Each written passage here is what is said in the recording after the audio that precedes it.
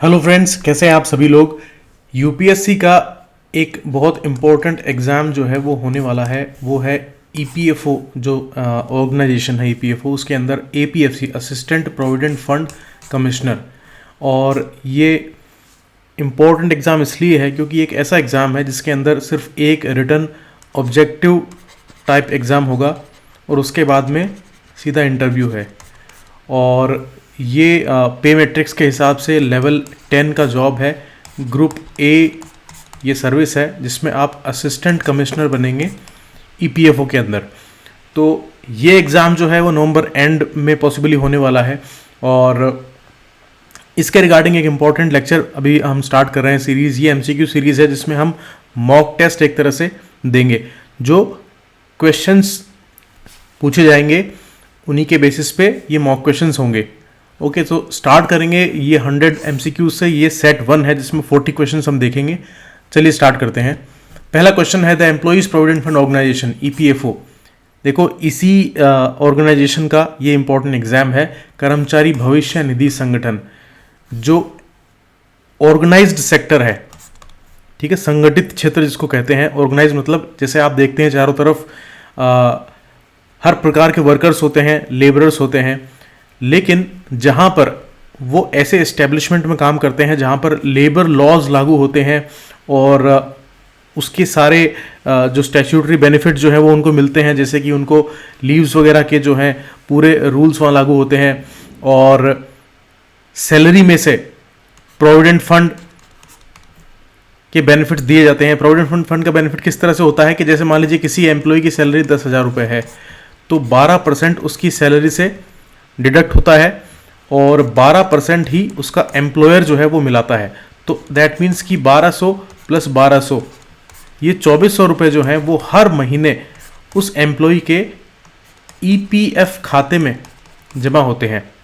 और ये ईपीएफ खाता हर एम्प्लॉय का खुलता है। जो भी कोई वर्कर है जिस एस्टेब्लिशमेंट में काम करता है उस एस्टेब्लिशमेंट का रजिस्ट्रेशन कहाँ पर होता है? ईपीएफओ में होता है। ईपीएफओ के रीजनल ऑफिसेज हैं पूरे देश में और उन रीजनल ऑफिसेज के अंदर उस एस्टेब्लिशमेंट का रजिस्ट्रेशन होता है जहां पर वो एम्प्लॉय काम करता है जिसकी सैलरी 10,000 है।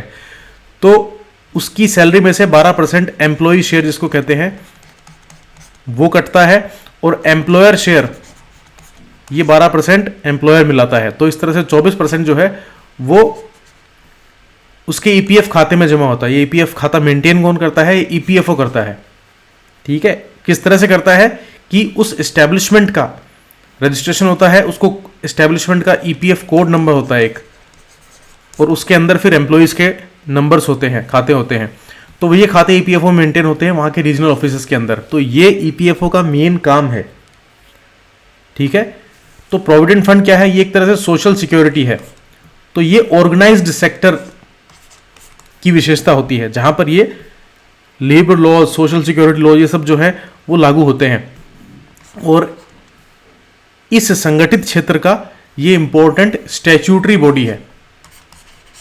कैसे? क्योंकि एक एक्ट है अपने देश में 1952 का, EPF and MP act, employees provident fund and miscellaneous Providence act. तो ये एक्ट जो है, इस एक्ट के अकॉर्डिंग ये बॉडी स्टैब्लिश हुई है ईपीएफओ, इसलिए इसको स्टैट्यूटरी बॉडी बोलते हैं। ऑटोनोमस बॉडी है क्योंकि इसके खुद के प्रोविजंस हैं एज पर इस ईपीएफ लॉ के अकॉर्डिंग, और ये इस लॉ को एनफोर्स भी करवाता है और इसके अकॉर्डिंग जो है सर्विसेज भी देता है। क्योंकि पीएफ जमा होता है लोगों का इस डिपार्टमेंट के अंदर और फिर ये ईपीएफ क्लेम्स सेटल करते हैं। जो क्लेम्स कोई करता है अपना पीएफ का और वो पीएफ उसको देते हैं। तो आपने इस तरह की चीज़ें सुनी होंगी, जीपीएफ, पीएफआरडीए, ये नाम आपने सुने होंगे। ये सब प्रोविडेंट फंड से रिलेटेड बॉडीज हैं। लेकिन ईपीएफओ जो है वो प्राइवेट सेक्टर के, उसके सभी एस्टेब्लिशमेंट के एम्प्लॉइज का इसमें पीएफ खाते खुलते हैं, प्राइवेट सेक्टर के। और जो अपने पीएसयूज वगैरह हैं इस तरह के, मतलब गवर्नमेंट सर्वेंट्स का यहाँ पर नहीं होता है पीएफ का खाता, बाकियों का होता है जो कि ऑर्गेनाइज सेक्टर में आते हैं। तो ये ईपीएफओ जिसका एग्जाम आप देने जा रहे हैं, कौन सी मिनिस्ट्री के अंडर ये आता है? तो देखिए, ministry of finance, labour, corporate affair, social justice and empowerment. अब ये लेबर और सोशल जस्टिस, इसमें कंफ्यूजन होता है अगर आपका पढ़ा हुआ नहीं है तो। सीधी सी बात है, आंख बंद करके याद कर लो, मिनिस्ट्री ऑफ लेबर जो भारत सरकार का श्रम एवं रोजगार मंत्रालय है, उसके अंडर ये एक ऑटोनोमस बॉडी है और स्टैट्यूटरी बॉडी है, क्योंकि इसका खुद का स्टैट्यूट है।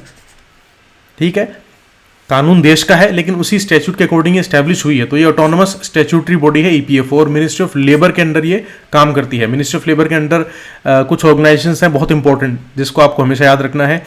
ईपीएफओ जो सबसे बड़ी है, जिसमें प्रोविडेंट फंड के लिए ऑर्गेनाइजेशन बनाई गई है, इसकी 3 स्कीम होती हैं जो हम आगे क्वेश्चंस में देखेंगे।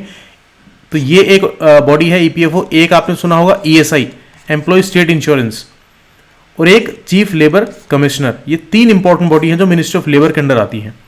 ठीक है, आंसर इसका है बी। नेक्स्ट है, which of the following is not a part of the fundamental accounting equation. देखो, इस ईपीएफओ के एग्जाम के अंदर आपका जनरल स्टडीज तो आएगा ही, लेबर लॉज आएंगे, जनरल अकाउंटिंग प्रिंसिपल आएगा, कंप्यूटर्स का नॉलेज इसमें आएगा, इंग्लिश आएगा, मैथ्स, ये सब आएंगे। तो मिक्सचर है सारे ही टाइप के जो हैं एरियाज उनका। तो जनरल अकाउंटिंग प्रिंसिपल्स जो हैं उसका एक क्वेश्चन है कि फंडामेंटल अकाउंटिंग इक्वेशन एक अकाउंटिंग में कही जाती है, तो कौन सा जो है वो उसका पार्ट नहीं है। तो इसका आंसर है B, asset is equal to expense plus revenue. देखो, एसेट्स क्या होते हैं, एक तो होते हैं एसेट्स, आपने सुना होगा, एक लायबिलिटी। सीधा सा सिंपल सा मीनिंग क्या होता है, एसेट्स वो है जो किसी के पास, जैसे किसी कंपनी के पास होते हैं, और वो एसेट्स उसको आगे चल के उसकी कमाई करने में मदद करेंगे। जैसे मान लीजिए कोई कंपनी है, कोई फैक्ट्री है, उसने कोई मशीनरी खरीदी, तो वो उसका एसेट हो गया, क्योंकि उस मशीनरी से आगे चल के क्या होगा, प्रोडक्शन होगा, और उस प्रोडक्शन का जो सामान बनेगा उसको बेच के उसको रेवेन्यू मिलेगा। तो एसेट वो है जो उसको कमा के देगा फ्यूचर में।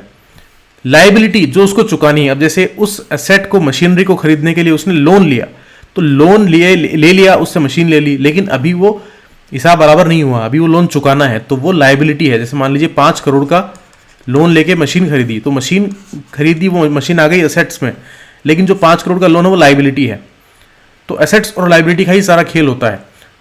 तो एसेट्स होते हैं expenses plus revenue, incorrect, expenses and revenue are PL. देखो, सीधी सी बात है कि रेवेन्यू और एक्सपेंस दो तो अलग अलग चीजें होगी ना। रेवेन्यू तो होती है कमाई, जो प्रोडक्शन हुआ, जो प्रोडक्ट बना, उस प्रोडक्ट को बेच के जो पैसा आ रहा है कंपनी के पास में, वो तो उसका रेवेन्यू है। और एक तरफ है एक्सपेंस, तो expense plus revenue equal to asset नहीं हो सकता है। एक्सपेंसेस और रेवेन्यू जो है वो प्रॉफिट एंड लॉस आइटम है, और ये इक्विटी में रिफ्लेक्ट होते हैं थ्रू रिटेन्ड अर्निंग्स। अब देखो, इसका डिटेल बहुत बड़ा है और वो समझने वाला है, लॉजिक सारा। अभी हम एमसीक्यू डिस्कस कर रहे हैं, तो आपको इतना याद रखना है कि फंडामेंटल इक्वेशन ये है, और ए, सी और डी ये उसके पार्ट हैं। ठीक है, फंडामेंटल अकाउंटिंग इक्वेशन सबसे बेसिक चीज़ है जब हम अकाउंटिंग पढ़ते हैं, तो वो अब जब आप पढ़ेंगे तो आपको ये क्वेश्चन बिल्कुल क्लियर हो जाएगा। आगे हम क्वेश्चंस में इसको पढ़ेंगे भी जब लेटर लेक्चर्स आएंगे। Next, under the code on wages 2019 the term wages excludes. Term क्या है, एक्सक्लूड क्या कर रहा है ये? बेसिक पे तो वेजेस का पार्ट है क्या? बेसिक पे होती है। Provident fund, employer contribution, dearness allowance और कमीशन बेस्ड ऑन आउटपुट। अब देखो, ए, बी, सी और डी। ए बेसिक पे है, सबसे बेसिक चीज है। जब भी वेजेस की बात आएगी, जिस पर कानून के प्रोविजंस लागू होते हैं कि बेसिक वेज क्या है, जैसे अभी हम पे कमीशन की बात सुन रहे हैं, तो उसमें बेसिक पे की बात आती है। तो वेजेस जो है, वैसे ही वेज कोड के अंदर डेफिनेशन है। अब वेजेस के अंदर बेसिक पे तो होगी ही होगी, तो ए उसका पार्ट होगा, तो ये एक्सक्लूड नहीं करेगा, इंक्लूड करेगा बेसिक पे को। तो नेक्स्ट है प्रोविडेंट फंड, एम्प्लॉयर कंट्रीब्यूशन। अभी हमने लास्ट पेज में पढ़ा था, जब मैं इसको पढ़ा रहा था आपको, कि एक होता है एम्प्लॉय शेयर 12%, एक होता है एम्प्लॉयर शेयर। जब 10,000 का 12% सैलरी में से कटता है और उतना ही 12% एम्प्लॉयर मिलाता है, तो ये जो एम्प्लॉयर मिला रहा है इसको कहते हैं एम्प्लॉयर शेयर। और यही इस क्वेश्चन में ऑप्शन में है बी, एम्प्लॉयर शेयर। तो क्या ये वेजेस का पार्ट होगा? देखिए, ये एम्प्लॉयर मिला रहा है, और किसके लिए मिला रहा है? उसके पीएफ खाते के लिए मिला रहा है, तो ये इसका वेजेस का पार्ट नहीं हो सकता है। हाँ, अगर एम्प्लॉई शेयर जो है जो 12% उसकी सैलरी से कट रहा है वो उसके बेसिक वेज का पार्ट जरूर होगा, लेकिन एम्प्लॉयर कंट्रीब्यूशन है ये नहीं हो सकता है बेसिक वेज का पार्ट, इसलिए ये एक्सक्लूड करेगा। तो इसका आंसर होगा बी। इसके अलावा डीएनएस अलाउंस ये तो पार्ट होता ही है, बेसिक प्लस डीए, ये तो बेसिक वेजेस कहलाती ही है, basic veg plus DNS allowance, और इसी के ऊपर ये सारे प्रोविजंस भी लागू होते हैं। और कमीशन बेस्ड ऑन आउटपुट, इस पे आउटपुट के ऊपर बेसिस पे कोई कमीशन अगर दिया जाएगा तो वो भी उसका पार्ट होगा कि नहीं होगा। तो इसका आंसर है B, provident fund employer contribution, ये उस वेजेस का पार्ट नहीं है वेज कोड के अकॉर्डिंग, ठीक है। Which of the following best describes the accrual basis of accounting. अब अकाउंटिंग के कई बेसिस हैं, जिसमें से एक है एक्रूअल बेसिस। जब आप अकाउंटिंग प्रिंसिपल्स पढ़ेंगे जो 8-9 टाइप के हैं इंपॉर्टेंटली, तो उसमें ये इंपॉर्टेंट जो है डेफिनेशंस आती हैं। तो इसका आंसर है B, revenue recognised when earned, expenses when incurred. Company जब भी कोई सामान बेचती है, कोई प्रोडक्ट बेचती है, तो ऑर्डर आया और उसने डिलीवर किया, तो एक तरह से उधर से डिमांड आई तो फिर इधर से सप्लाई हुई। लेकिन जब ये नहीं होता है नॉर्मली कि जो ही वो सामान गया और इमीडिएटली उसका पेमेंट हाथों हाथ ले लिया। कोई छोटी शॉप है मान लीजिए गली में, उसमें तो हाथ के हाथ सामान दिया और पैसे ले लिए, वो तो एक छोटा सा बिजनेस है। लेकिन जब बड़े स्केल पे होता है तो वो पैसा जो है वो आता रहता है फ्यूचर में, लेकिन उसकी अकाउंटिंग होती है कि भाई आज की तारीख में ये बुक हुआ डिलीवरी, तो इसका रेवेन्यू आ सकता, हो सकता है नेक्स्ट फाइनेंशियल ईयर में आए। तो इस तरह से जब उसको रिकॉग्नाइज कब करेंगे रेवेन्यू को, क्योंकि प्रोडक्ट तो चला गया है कंपनी से लेकिन उसका पेमेंट अभी आया नहीं है, तो रेवेन्यू रिकॉग्नाइज होगा जब अर्न होगा और एक्सपेंसेस जब इनकर हो जाएंगे। तो ये एक्रूअल बेसिस है। अब इसका डिटेल आगे हम लेक्चर्स में पढ़ेंगे जब हम अकाउंटिंग प्रिंसिपल के क्वेश्चन देखेंगे। नेक्स्ट है, इसमें देखो इकोनॉमिक इवेंट, जैसे मैंने कहा प्रोडक्ट को बेचा तो वो एक इकोनॉमिक इवेंट है, जब वो अकर होगा तो एक्रूअल बेसिस में उसको रिकॉर्ड किया जाएगा। कैश फ्लो हो सकता है कभी भी हो, कैश हो सकता है कि जो पेमेंट की बात जहां बात है वो बाद में आए, फ्यूचर में आए। Next, which body sets the monetary policy in India. MPC, monetary policy committee का नाम आपने सुना होगा, और रेगुलर बेसिस के ऊपर ये जो रेपो रेट्स का नाम आपने सुना होगा कि आरबीआई ने रेपो रेट नीचे की ऊपर की, तो उस इंपॉर्टेंट एक्सरसाइज के लिए एक बहुत इंपॉर्टेंट कमेटी बनाई गई थी, monetary policy committee reserve bank की। तो यही जो है मॉनेटरी पॉलिसी को सेट करती है। कई बार इस तरह के क्वेश्चन आते हैं जो बहुत ही स्पेसिफिक होते हैं और आपको पढ़ा होना जरूरी होता है। कुछ चीज़ें ऐसी भी होती हैं, जैसे मान लीजिए मिनिस्टर फाइनेंस है, कुछ डिसीजन जो है वो मिनिस्ट्री दे रही है लेकिन इंप्लीमेंट कोई और कर रहा है। ऐसे भी बहुत सारे टाइप के क्वेश्चन होते हैं, तो उसका आपको ध्यान रखना है। लेकिन इसका आंसर यहाँ पर है वो ए है, आरबीआई की मॉनेटरी पॉलिसी कमेटी। अब आप कमेंट सेक्शन में मुझे बताना कि मॉनेटरी पॉलिसी के कमेटी के अंदर कौन कौन होते हैं। नेक्स्ट है एम्प्लॉय स्टेट इंश्योरेंस, ईएसआई, जो मैंने बताया मिनिस्ट्री ऑफ लेबर के अंडर ये एक बॉडी है ईपीएफओ की तरह। Scheme is applicable to establishments employing how many persons. देखो जब हम ईपीएफओ की बात करते हैं तो रजिस्ट्रेशन का कुछ बेसिस है, जैसे कि ऑर्गेनाइज सेक्टर के अंदर किसी एस्टैब्लिशमेंट के अंदर जब 20 या फिर इससे ज़्यादा एम्प्लॉइज नंबर में हो जाए तो उसको ईपीएफओ के अंदर रजिस्ट्रेशन करवाना उस एस्टैब्लिशमेंट को मैंडेटरी होता है। तो ये 20 या 20 से अधिक पर लागू होता है। ईएसआई जो है, ईएसआई की बॉडी का नाम क्या है, ईएसआईसी है, एम्प्लॉय स्टेट इंश्योरेंस कॉर्पोरेशन। तो ये ईएसआईसी है, इसमें रजिस्ट्रेशन होता है उन एस्टैब्लिशमेंट का जहां पर नंबर एम्प्लॉइज का 10 या उससे ज्यादा होता है। तो इसका आंसर हो जाएगा B. Next, which of the following is not a current liability. Current liability कौन सी नहीं है?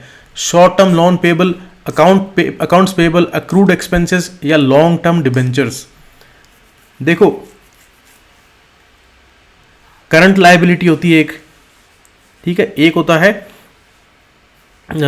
खर्चे जो इसी फाइनेंशियल ईयर में होने वाले हैं या फिर इसी फाइनेंशियल ईयर में कुछ इनकम आने वाली है, तो ये करंट इशू होता है कि रिसेंट का है। तो not a current liability, long term debentures maturing in 10 years. अब जहां पर फाइनेंशियल ईयर से ऊपर का मैटर चला गया, 10 साल में मेच्योर हो रहा है लॉन्ग टर्म डिबेंचर, आपने सुना होगा ना, कंपनी के स्टॉक्स, डिबेंचर्स, डिबेंचर में जब पैसा लगाते हैं तो सबसे पहले मिलता है जब कंपनी डिसॉल्व होती है, तो डिबेंचर ज़्यादा सेफ इन्वेस्टमेंट होते हैं, आपने ये सुना होगा इकोनॉमी के अंदर।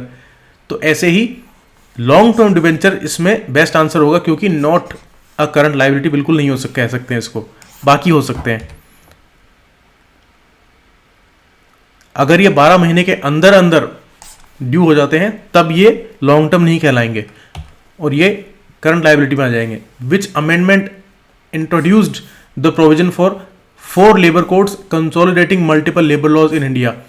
इंडिया में 40 से ऊपर, लगभग 44 जो है लेबर लॉज 4 लेबर कोड के अंदर उनको कैटेगराइज किया गया है। तो कौन सा अमेंडमेंट था जिसने ये इंट्रोड्यूस किया था, ये प्रोविजन 4 लेबर कोड्स वाला? तो इसका आंसर है B, no constitutional amendment, parliament enacted central labour code in 1920 period. इसमें कोई अमेंडमेंट नहीं हुआ था। ठीक है, ये बहुत इंपॉर्टेंट क्वेश्चन हो गया और कई बार हम इसमें तुक्का मारने की कोशिश करते हैं, लेकिन ऐसा मत करना, अगर आपको पता नहीं हो तो ये मत करना। तो कोई सिंगल कॉन्स्टिट्यूशनल अमेंडमेंट इसमें नहीं था, बहुत सारे लेबर लॉज को कंसोलिडेट किया था। और मेन कौन से हैं? Code on wages, code on social security, code on industrial relations and occupational safety का कोड। तो जो ईपीएफओ ईएसआईसी जो है वो सोशल सिक्योरिटी कोड के पार्ट है। नेक्स्ट है in double entry book keeping which transaction will increase both asset and liability. Interesting question है, और जब अकाउंटिंग के बेसिक्स पूरे आप पढ़ेंगे जो कि समझने पड़ते हैं लॉजिकली, आप इनमें रश नहीं कर सकते हैं कभी भी, आपने पढ़ा होगा तो ये क्वेश्चन आप कर पाएंगे। इसका आंसर है C, taking a bank loan and depositing in cash at bank. आपने बैंक का लोन लिया, मान लीजिए आपने 10 लाख रुपए बैंक से लिए, अब पैसा आपको मिल गया 10 लाख रुपए, लेकिन एक तरह से आपने लोन लिया, वो वापस भी चुकाना है आपको, तो लाइबिलिटी भी बन गया और 10 लाख रुपए आपके खाते में भी आ गए, जिससे आप कंपनी के लिए खर्चा कर सकते हैं। जैसे अपने मशीनरी खरीदने वाली बात अभी डिस्कस की थी। ऊपर वाले अगर देखें कैश सेल ऑफ गुड्स, तो गुड्स को कैश में बेचा तो लाइबिलिटी नहीं क्रिएट हुई, वहां पर तो पैसा आ गया। तो purchase of equipment for cash, इसमें परचेज किया तो इसमें से पैसा यहां से चला गया और दोनों तरफ इसका इंपैक्ट नहीं आएगा, ये दोनों तरफ जाएगा, क्योंकि एक यूनिक एक इवेंट है जब आपको एक तरफ तो लाइबिलिटी क्रिएट हो रही है क्योंकि आप लोन ले रहे हो बैंक से, और दूसरा वो पैसा आपके बैंक के खाते में ही जा रहा है, तो वो आप ही के पास आ रहा है, ये कैश है सीधा सीधा। नेक्स्ट है which of the following is not a central idea of the national pension system NPS introduce for government employees and extended later. देखो ये 2004 से इसकी शुरुआत हुई थी और उसके बाद के सारे जो गवर्नमेंट एम्प्लॉइज हैं वो उनको ओल्ड पेंशन स्कीम नहीं मिलती है और न्यू पेंशन सिस्टम के हिसाब से उनका ये कॉन्ट्रीब्यूटरी सिस्टम है ये, क्योंकि आपकी बेसिक सैलरी में से ही ये बेसिक प्लस डीए का परसेंटेज जो होता है वो जाता है एनपीएस में। ठीक है, आप जब नई गवर्नमेंट सर्विस लगेंगे तो उसमें आपके साथ भी यही सिस्टम लागू होने वाला है। तो इसका आंसर है A, defined benefit pension for all contributors. इसमें पूछा है कि नॉट अ सेंट्रल आइडिया, नए एंट्रेंट्स के लिए डिफाइंड कंट्रीब्यूशन बेस्ड सिस्टम, ये तो होता ही है, जैसे मैंने बताया कि बेसिक प्लस डीए का परसेंटेज जो होता है वो डिडक्ट होता है, तो ये डिफाइन होता है, कंट्रीब्यूशन बेस्ड सिस्टम है ये। Portable pension account across jobs, और एक से अलग नई जॉब्स में अगर आप जाते हैं तो भी ये चीज़ पोर्टेबल है। टायर स्ट्रक्चर, इसमें टायर 1 और टायर 2 ये इसमें अकाउंट्स होते हैं, ये बात भी बिल्कुल सही है, ये भी सेंट्रल आइडिया है। डिफाइंड बेनिफिट पेंशन, अब बेनिफिट कितने डिफाइंड होंगे वो एकदम क्रिस्टल क्लियर नहीं होता। जैसे ओपीएस में सीधा सा हिसाब है कि आपकी जो बेसिक है लास्ट उसका आधा, वो इसमें नहीं है। Next, which of the following is true about provident fund interest. जो हमने डिस्कस किया कि पैसा ईपीएफओ में, ईपीएफ खातों में हर एम्प्लॉय के जमा होता है, उस पर प्रोग्रेसिव इंटरेस्ट मिलता है और उसकी इंटरेस्ट रेट हर साल डिक्लेयर होती है। जैसे कि मान लीजिए 8.25% है, ये एनुअली डिक्लेयर होती है और ये चेंज होती है हर साल, तो गवर्नमेंट इसको अनाउंस करती है। अब ये जो है इंटरेस्ट, उस पीएफ का जो एक्यूमुलेशन है, जो जो जमा हो रहा है पीएफ, उसके ऊपर ही मिलता है, लेकिन वो टैक्स फ्री भी होता है। ये भी बहुत इंपॉर्टेंट बात है, क्योंकि जैसे आप सेविंग बैंक जो आपका होता है, मान लीजिए खाता, सेविंग बैंक अकाउंट आपका है, उसके अंदर जो भी इंटरेस्ट आता है वो उसके ऊपर आपको इनकम टैक्स देना पड़ता है। आजकल आपको पता होगा कि जब आप रिटर्न भरते हैं तो वो उसको भी आपकी इनकम मानता है, जो आपने आपके सेविंग खाते के अंदर या एफडी के अंदर ऊपर जो इंटरेस्ट कमाया है। ठीक है, तो इस क्वेश्चन का आंसर क्या होगा, ट्रू कौन सा है? Interest on EPF balance is tax free for employees irrespective of withdrawal timing. नहीं, ऐसा नहीं है, विड्रॉल टाइमिंग इंपॉर्टेंट है, क्योंकि मेच्योरिटी जो है ना, मेच्योरिटी का इशू है ये। आइडियली क्या होना चाहिए, ये जो रिडक्शन है पीएफ का, ये कंट्रीब्यूशन किस तरह से, किस बेसिस पे होता है, ये एक भविष्य निधि है।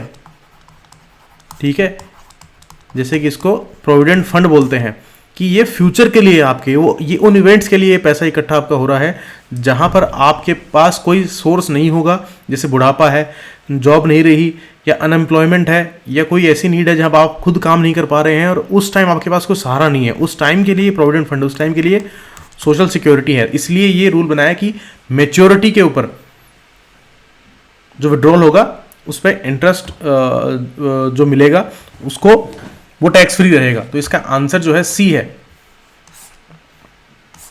If service conditions periods are satisfied. Next, under generally accepted accounting principle, GAAP, generally accepted accounting principle, ये एक टर्म है, याद रखना, क्वेश्चन आ सकता है। Which principle requires the financial systems be prepared on regular basis so users can compare. Regular basis, जैसे कि एक फाइनेंशियल ईयर का है, 12 महीने का सिस्टम है, वही फॉलो होना चाहिए। यूं नहीं कि एक साल में 12 महीने का हो गया और एक बार जो है 24 महीने का हो रहा है, एक बार 36 महीने का हो रहा है, ऐसा नहीं, ये सेम चलना चाहिए ताकि ये कंपेरेटिव रहे। तो इसका प्रिंसिपल कौन सा है? इसका आंसर है सीधा सा consistency principle. Consistency requires same accounting method across periods for comparability. जैसे पिछले साल जो आपने अकाउंटिंग प्रिंसिपल अपनाया वही नेक्स्ट ईयर भी आप अपनाओगे, तो ये कंसिस्टेंसी प्रिंसिपल है। तो ये going concern, consistency, prudence, matching, ये सारे जो है अकाउंटिंग प्रिंसिपल्स हैं जिसको आपको बहुत ध्यान से समझ के याद करना है। नेक्स्ट है, which of the following is a function of the employees provident fund appellate tribunal, EPFAT. अब ये ईपीएफएटी जो है प्रेजेंट में ये नहीं है, ये अपीलेट ट्रिब्यूनल एंड कर दिया गया है। और अब जो है जैसे एनसीएलटी होता है, नेशनल कंपनी लॉ ट्रिब्यूनल, उसमें केसेस जाते हैं। किस तरह के केसेस हैं, जैसे मान लीजिए कंपनीज जिनका रजिस्ट्रेशन ईपीएफओ में होता है, उनको वो लॉ कंप्लाई करना पड़ता है। अगर मान लीजिए वो लॉ कंप्लाई नहीं करते हैं, मान लीजिए 100 एम्प्लॉइज़ हैं और उन्होंने सभी का जो है प्रोविडेंट फंड टाइमली जो हर मंथ जमा करना होता है वो हर मंथ नहीं किया, कोई उसमें डिफ़ॉल्ट किया, तो फिर वो जो डिफ़ॉल्ट है उसका असेसमेंट होता है कि कितना आपने इवेजन किया है और कितना आपको जमा कराना है। तो उसके लिए एक ऑर्डर पास होता है जो ईपीएफ कमिश्नर जो है उसमें ऑर्डर पास करता है और वो बताता है कि भाई ये आपके ड्यूज़ हैं जो आपको जमा करने हैं।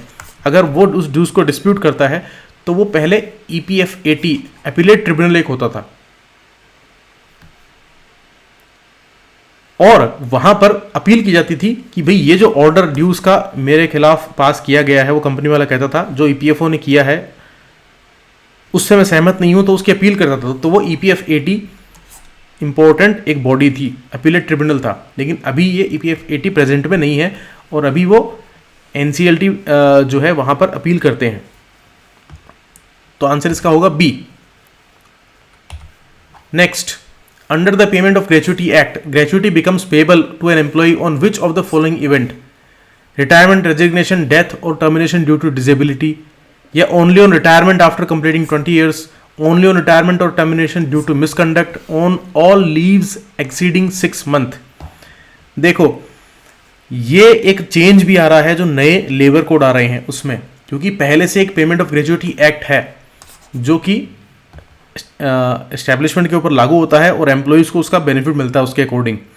तो पीरियड बड़ा इंपॉर्टेंट है। अभी जो नए लेबर कोड्स आ रहे हैं उसमें चेंज किया जा रहा है, इसमें हर साल की बात आ रही है, लेकिन अभी तक का जो सिस्टम है ये उसके बेसिस पे क्वेश्चन है। इसका आंसर है gratuity is payable on superannuation, या वो रिटायरमेंट हो उसका, या resignation after qualifying period, qualifying period, यूं नहीं कि जैसे 6 महीने काम किया फिर छोड़ दिया तो ग्रेजुएटी मांगेंगे, नहीं ऐसा नहीं है।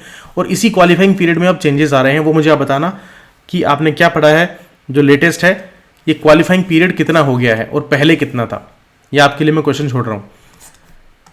या डेथ हो जाए या डिसेबलमेंट कंडीशनल जो होता है, जैसे परमानेंट डिसेबलमेंट है, कैसे है, तो इन्हीं कंडीशंस के ऊपर ग्रेचुटी पेबल होती है। और अगर वो पे नहीं करता एस्टेब्लिशमेंट तो वो एज पर लेबर लॉ उसकी कंप्लेंट कर सकता है और उसको लेबर कोर्ट में क्लेम कर सकता है एम्प्लॉई।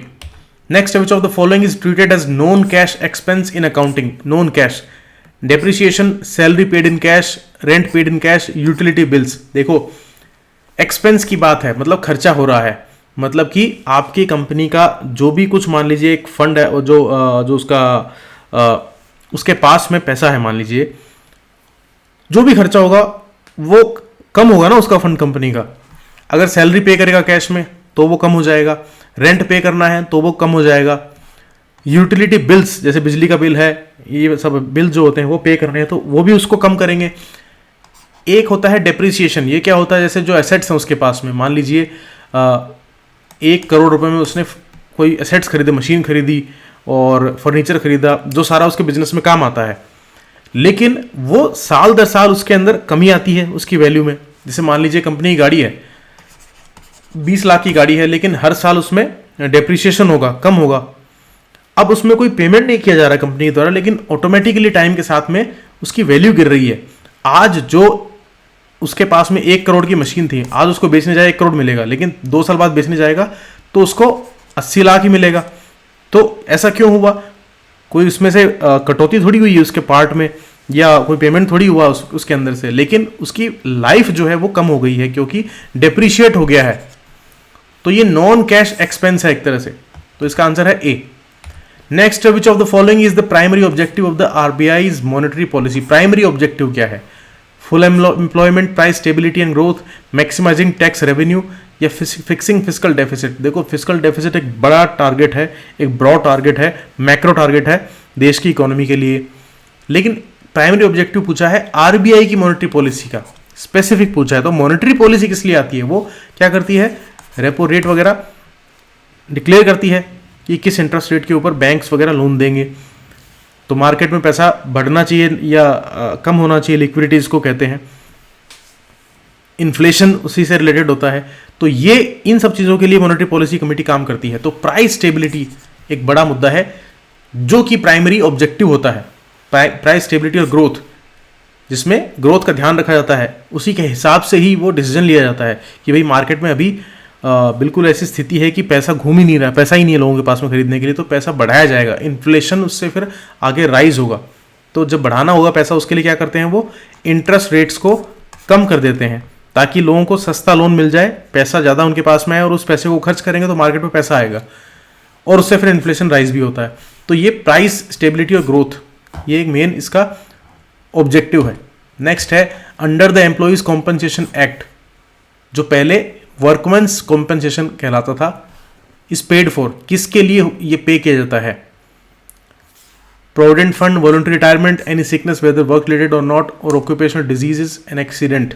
तो इसका सीधा सा आंसर है ए।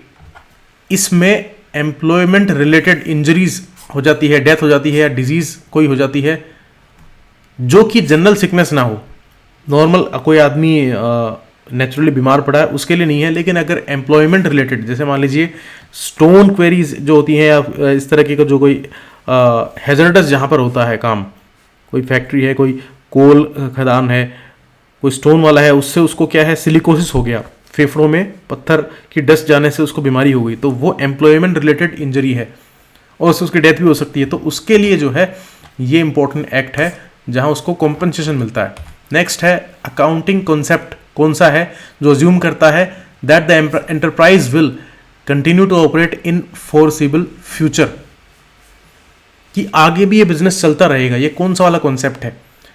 एक्रूअल कॉन्सेप्ट है, गोइंग कंसर्न है, कंजर्वेटिज्म है या ऑब्जेक्टिविटी है? देखो हमेशा ये मान के अकाउंटिंग होती है कि ये बिजनेस आगे भी चलता रहेगा, ऐसा कभी नहीं माना जाता है। ये एक ट्रेडिशन है, ये कन्वेंशन है कि ऐसा कभी नहीं मानते हैं कि ये बिजनेस जो है 2 साल के लिए चलेगा, 1 साल के लिए, वो ये मानते हैं कि हमेशा आगे चलता रहेगा और उसी हिसाब से ही अकाउंटिंग होती है। तो ये गोइंग कंसर्न कॉन्सेप्ट है बी, कि ये कंसर्न गो करता रहेगा, it will be going for long period of time. Next, the term statutory compliance in EPFO context primarily refer to filing of returns, remittance and adherence to EPF ESIC rules by employers, filing only income tax return by employees, making investment in government bonds, hiring only contract workers। देखो मैंने आपको बताया कि EPFO की provisions, EPFO की 3 important scheme है। एक तो है EPF स्कीम, एक है एम्प्लॉई पेंशन स्कीम EPS, और एक है EDLI डिपॉजिट लिंक इंश्योरेंस। ये 3 स्कीम होती हैं प्राइमरीली EPF एक्ट में, और इसी के प्रोविजंस लागू होते हैं। और इसी के अकॉर्डिंग जो है एस्टेब्लिशमेंट या एम्प्लॉयर जिसको कहते हैं, एम्प्लॉयर को ये माननी पड़ती है और ये कंप्लाई करना पड़ता है। ये एक लीगल रिस्पॉन्सिबिलिटी है, मैंडेटरी है उसके लिए करना, ऑप्शनल नहीं है। अगर 20 या 20 से ज़्यादा एम्प्लॉयज़ हो गए तो उसका रजिस्ट्रेशन उसको कराना मैंडेटरी है और उसके बाद में सब लागू होंगे उसके ऊपर। तो मंथली रिटर्न फाइल होती है, जैसे ECR बोलते हैं, इलेक्ट्रॉनिक कम रेमिटेंस चालान जो होता है, तो उसके थ्रू हर मंथ का सारे एम्प्लॉयज़ का उसके अकाउंट वाइज पैसा जमा होता है EPFO में।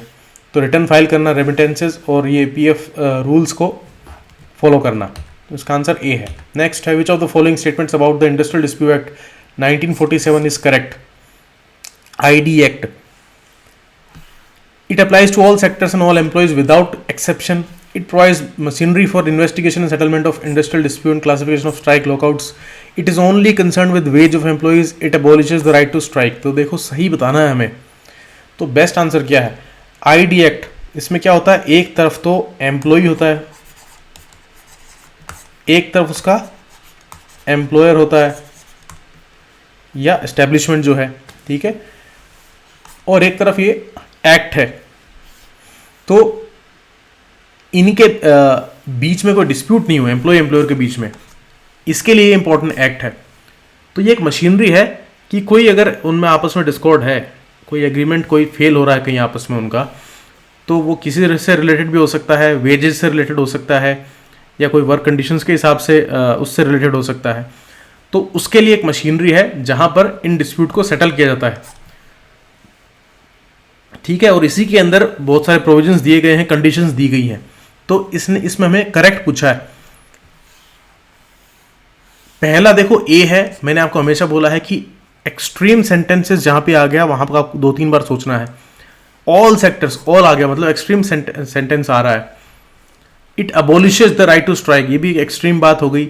ओनली कंसर्न विद, ये भी एक एक्सट्रीम लेवल की बात हो गई। तो हो सकता है इनमें आंसर सही हो, लेकिन आपको सोचना है 2 बार, ध्यान देना, रिकॉल करना है। इसका आंसर है बी सीधा सा, क्योंकि सिर्फ वेजेस से रिलेटेड नहीं है, और भी मुद्दों से रिलेटेड हो सकता है जो भी उनके आपस में डिस्कॉर्ड हो। राइट टू स्ट्राइक को अबॉलिश करता है ऐसा इसमें नहीं है। इसमें तो बहुत सारे प्रोविजंस हैं, कंडीशंस जो है वो बताई गई हैं, स्ट्राइक वगैरह हर चीज़ का इसमें मेंशन है। और all sectors, all employ without exception ऐसा नहीं है, कंडीशंस होती है। नेक्स्ट है, in accounting the matching principle refers to, matching principle, तो जो अकाउंटिंग प्रिंसिपल हैं, जैसे हमने पढ़ा अक्रूवल प्रिंसिपल, एक गोइंग कंसर्न पढ़ा, वैसे एक मैचिंग प्रिंसिपल है। अब ये मुद्दा रिलेटेड उसी से है, रेवेन्यू एक्सपेंसेस, इन्हीं चीज़ों से। डिटेल इनका जो है वो मैंने आपको बताया कि रश नहीं करना है, आपको आराम आराम से समझ के चलना है इन्हीं सारे अकाउंटिंग प्रिंसिपल्स के अंदर, वरना आपसे गलती हो जाएगी, क्योंकि बहुत ही माइन्यूट सा डिफरेंस है कुछ में। तो इसका मैचिंग प्रिंसिपल का बेसिस ये है, expenses are recognised in same period as related revenues. Match करना चाहिए उसी पर्टिकुलर, जैसे एक पीरियड, एक फाइनेंशियल ईयर मान लीजिए एक पीरियड लिया, उसी से रिलेटेड वो एक्सपेंसेस और रेवेन्यूज होने चाहिए। अदरवाइज तो मिसमैच हो जाएगा और वो हिसाब किताब गड़बड़ा जाएगा। तो ये सारा हिसाब किताब का रिलेशन है, और उसी से रिलेटेड ये अकाउंटिंग प्रिंसिपल्स हैं। जब डिटेल में इनका लेक्चर में डालूंगा तब हम दोबारा से इसको पढ़ लेंगे, हो सकता है आपने पढ़ भी लिया हो। तो इसका आंसर है B, which of these is not a component of the balance sheet? Assets, liability, revenue, equity. Balance sheet एक होता है, आपने सुना होगा P&L स्टेटमेंट, एक होता है बैलेंस शीट, जहाँ पर एसेट्स और लाइबिलिटीज़ वो दो तरफ रखी जाती है, एक तरफ एसेट होता है, एक तरफ लाइबिलिटी होता है। तो बैलेंस शीट का कंपोनेंट कौन सा नहीं है? तो इसका आंसर है C, revenue. Revenue is an income statement item. Balance sheet contains assets, liability and equity. ये तीन चीज इसमें मेनली होती हैं। Next, which of the following is a volatile memory. अब ये कंप्यूटर के कुछ क्वेश्चंस हैं जो आपको बस हमेशा याद रखने हैं, बहुत सारे एग्जाम्स में कॉमनली ये पूछे जाते हैं, और अगर आपको ज़्यादा इंटरेस्ट है तो आप इनको थोड़ा डिटेल में पढ़ सकते हैं, हम जल्दी जल्दी इनको देखेंगे। विच of the following is a volatile memory. Volatile मतलब कि जो लंबे टाइम तक टिकेगा नहीं, इसका इनवर्डली मीनिंग यही होता है इंग्लिश में। Read only memory, flash memory, random access memory, hard disk. तो इसका आंसर है सी, क्योंकि ये रैम जैसे कंप्यूटर में स्टार्ट किया तो रैम उस टाइम बड़ा इंपॉर्टेंटली काम करती है, क्योंकि वो प्राइमरी सोर्स वहाँ पर होता है जहाँ वो कंप्यूटर जब उसकी जो उसका ऑपरेटिंग सिस्टम है वो इनिशिएट करता है उस सारे प्रोसेस को, और उसकी मेमोरी शिफ्ट होती है। तो जब पावर टर्न ऑफ करते हैं तो उसका सारा कंटेंट जो होता है रैम का वो लूज कर देता है, उसके अंदर अब फिर कुछ बचता नहीं है, वो एक टेम्पररी पीरियड के लिए उसमें आता है रैंडम एक्सेस मेमोरी। तो ये उसको वोलेटाइल बनाता है। एक रोम होता है, जैसे हार्ड डिस्क है कंप्यूटर के अंदर, वो रीड ओनली मेमोरी है, उसमें हमेशा डेटा रहेगा ही रहेगा, ये लेकिन वोलेटाइल कही जाती है। नेक्स्ट है, the speed of a computer is measured in. इसके जो स्पीड है अलग अलग, जैसे आपने सुना होगा ना गीगा हर्ट्ज, सीपीयू वगैरह के जो i7 i9 इनका कितने हर्ट्ज का वो है, तो ये मेजर किस में किया जाता है उसकी यूनिट बतानी है। तो इसका आंसर है हर्ट्ज में भी होता है, जिसमें साइकिल पर सेकंड होता है, और एक MIPS, मिलियन इंस्ट्रक्शंस पर सेकंड, क्योंकि इंस्ट्रक्शंस ही तो दिए जाते हैं कंप्यूटर के अंदर। तो MIPS और हर्ट्ज ए और सी दोनों इसमें सही है। नेक्स्ट है, विच generation of computers used integrated circuits. Computers का डेवलपमेंट क्रोनोलॉजिकली हुआ है, और first generation, second generation, third generation, fourth generation ऐसे आते गए हैं कंप्यूटर्स। तो जो इंटीग्रेटेड सर्किट्स जो आए थे वो थर्ड जनरेशन कंप्यूटर्स में आए थे, जो कि इस पीरियड से रिलेटेड है, जिसमें ट्रांजिस्टर्स को रिप्लेस किया था। सेकंड जनरेशन में ट्रांजिस्टर्स थे। नेक्स्ट है, what is the smallest unit of data in computers. ये बड़ा फेमस क्वेश्चन है, और इसका आंसर होगा बिट, बाइनरी डिजिट, ये स्मॉलेस्ट डेटा यूनिट है। 8 बिट्स फॉर्म 1 बाइट, ये भी आपको ध्यान रखना है। नेक्स्ट है, which of these is not an input device. Input देना, एक तरफ इनपुट होता है कंप्यूटर के अंदर, हम कोई कमांड देते हैं और फिर उसका रिजल्ट जो है वो आउटपुट डिवाइस में आता है। तो कीबोर्ड से हम कोई, जैसे मान लीजिए टाइपिंग कर रहे हैं, तो कीबोर्ड से हम टाइप करेंगे तो वो इनपुट दे रहे हैं हम कंप्यूटर को, तो इनपुट डिवाइस है। जॉयस्टिक, गेम खेल रहे हैं, उसमें जॉयस्टिक में एरो कीज होती हैं, तो वो कुछ भी कमांड दे रहे हैं तो वो वैसा ही उस तरह से जो है वो गेम प्ले करेगा, और वो हमें कहाँ दिखेगा, मॉनिटर में दिखेगा। मॉनिटर एक आउटपुट डिवाइस है, मॉनिटर में कोई कमांड दी नहीं जा सकती, उसमें बस आउटपुट दिखता है कि आपने जो कमांड दी उसका रिजल्ट क्या आया, वो मॉनिटर में दिखता है।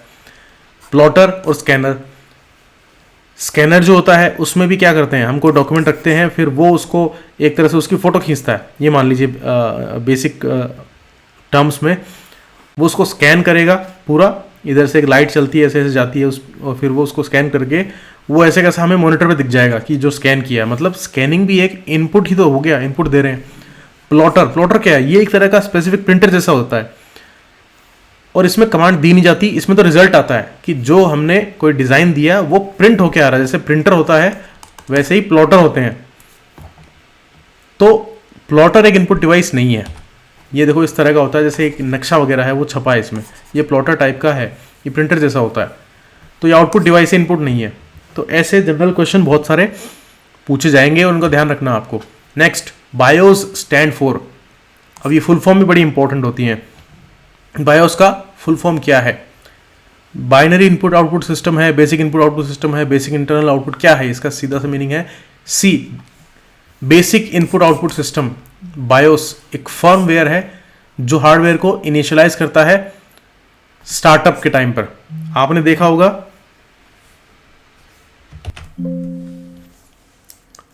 जब हम स्टार्ट करते हैं सीपीयू को, बटन दबाते हैं तो विंडो जो है वो उसमें थोड़ी देर बाद अपीयर होती है, लेकिन उससे पहले एक ब्लैक स्क्रीन आती है जिसमें ऐसे कर्सर से चलता है, तो वो बायो सिस्टम है।